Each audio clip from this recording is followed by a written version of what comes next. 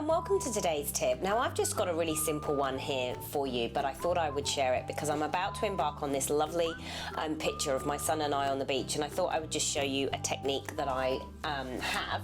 Now I've got some mineral blue and I've just got a little bit of light magenta here that I've watered down with quite a lot of white paint just to soften up the colour. I don't want it to be too grand.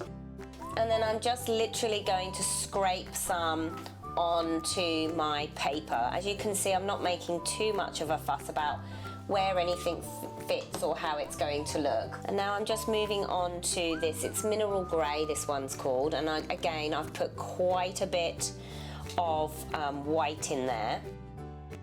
Now I am going to make sure that I go to the top and the bottoms of my page. And then last but not least, I've got this lovely green here.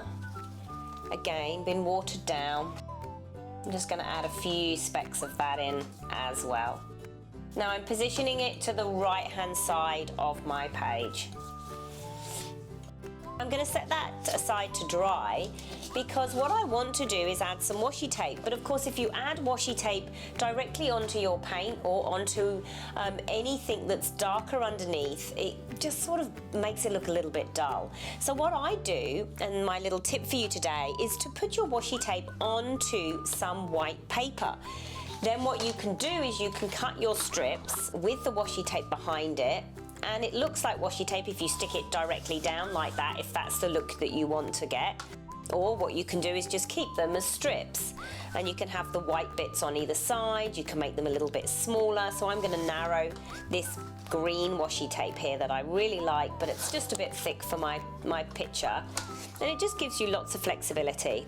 Okay, so what we're left with here is a lovely selection of strips of different colour washi tape that I really like, and then it'll allow me just to start positioning them on the page where I want them to be and how I want them to look, and then I can cut them down as well. Okay, so I have decided where I wanted to put them all. I've divided them in half and I've cut them off on the diagonal at the ends just to give it a really nice finish. And now what I've got is I've just got some lovely bits of cardstock here from a little pack, and I'm just going to tear these and make sort of similar strips, but they're going to sort of act as my photo mat. Again, I'm just going for a really shabby sort of look here because we're at the beach, there's nothing formal about it, and it looks really nice just to keep it nice and rustic. There we go. Now I'm going to add a few embellishments, add a title and some journaling, and then I will take a photo at the end for you to see the final piece.